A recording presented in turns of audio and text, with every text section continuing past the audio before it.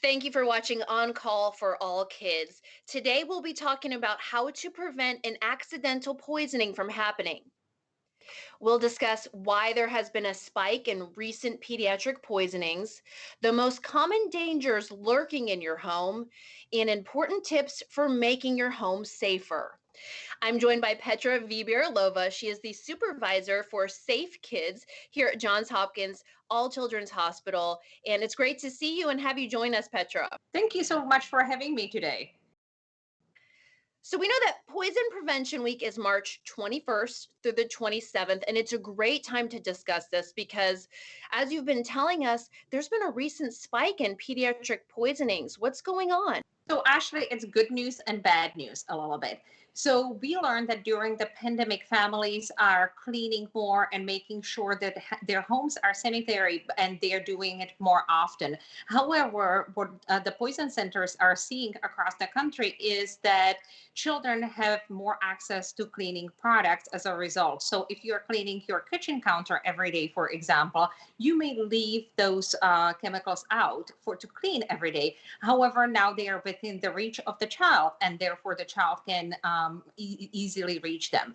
One of the issues also with these cleaning products is that they can look very similar to things that a child would consume, right? I do have a great example here, and I'm holding a cleaning product and an apple juice.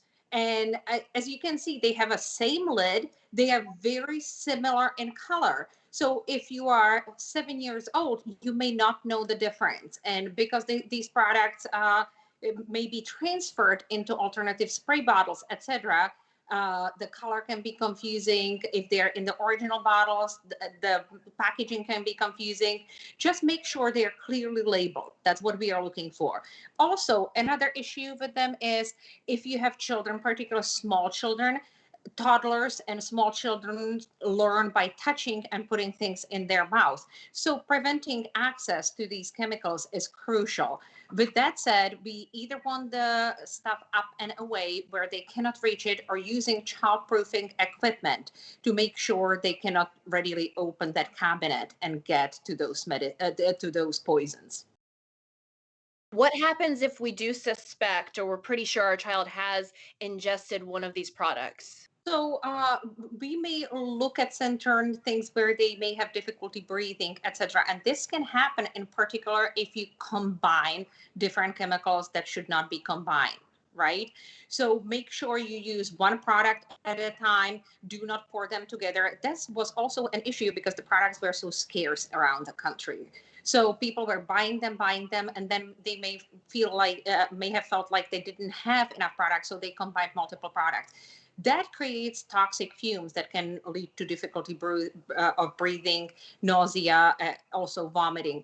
What you can do is open up the window, get the person into a fresh air, and please call the poison center. That number is 1-800-222-1222.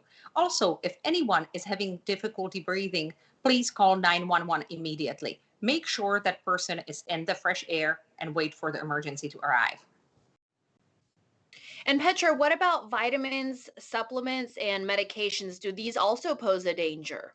Yes, and that has been another trend that the poison centers we're seeing. So families are trying to stay as healthy and ahead of the pandemic as much as possible. And as a result, they have been taking different vitamins and minerals and supplements, and also over-the-counter medication.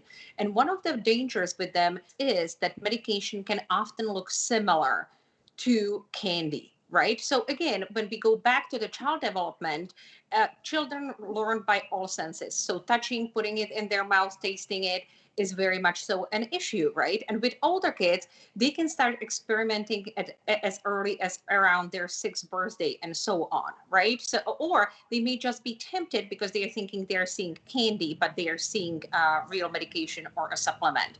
And having too much of a supplement can actually be harmful to them. It can cause nausea, vomiting, diarrhea, and other side effects. It can be very toxic for the body.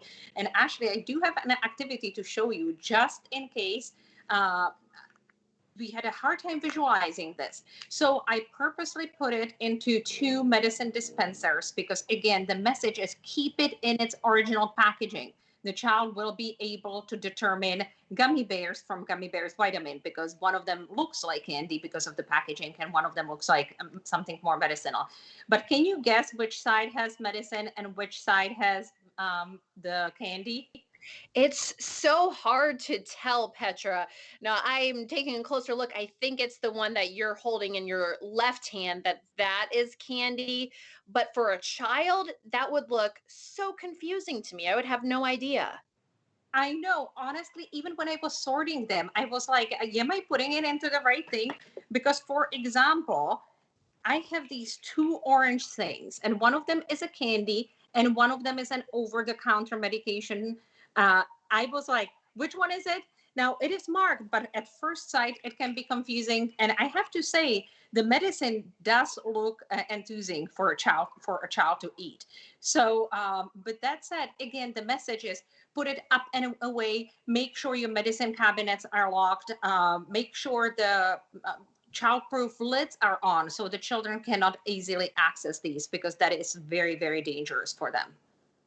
And what are some other things we should consider to keep our kids safe?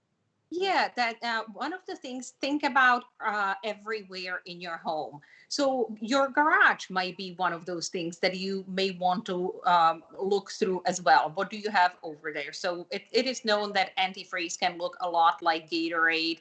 Make sure your bug sprays and fertilizers are locked up, etc.